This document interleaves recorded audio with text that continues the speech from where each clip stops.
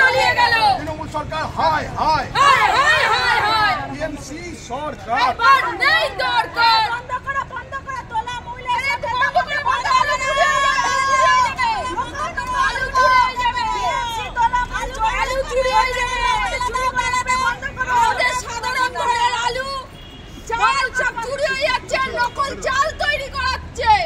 আলু বাংলার আলু কোথায় গেল কাটমানিতে তলিয়ে গেল বাংলার আলু কোথায় গেল কাটমানিতে তলিয়ে গেল বাংলার আলু কোথায় গেল কাটমানিতে তলিয়ে গেল টিএমসি সরকার আর নেই দরকার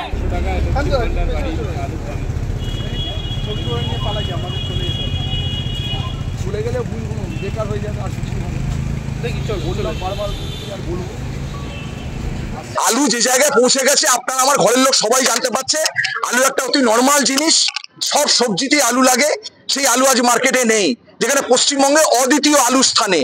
সেই আলু আজ হুগলির আলু কোথায় গেল তারকেশ্বরের আলু কোথায় গেল আরামবাগের আলু কোথায় গেল কাটমানির শিকার হলো আলু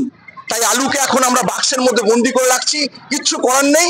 এখন 35 টাকা 40 টাকা কেজি আলু যাচ্ছে তাই গয়না টাকাকে বাইরে রেখেছি আগে তো পেট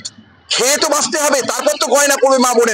মা বোনেরা গয়না ছেড়ে দিয়ে এখন বাক্সের মধ্যে আলু রেখেছে এই জন্য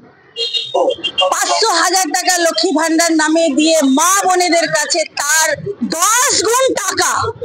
10 গুণ 20 গুণ টাকা এই আলু দুর্নীতির মাধ্যমে এই তোলাবাজ সরকার তৃণমূল সরকার পিসি ভাইপো সরকার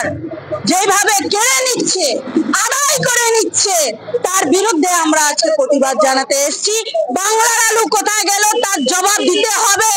এই আলুকে নিয়ে বাংলায় দুর্নীতি আমরা করতে দেব না মা বোনেরা এখানে করতে দেবে না তার জন্য উত্তর কলকাতা মহিলা মোর্চা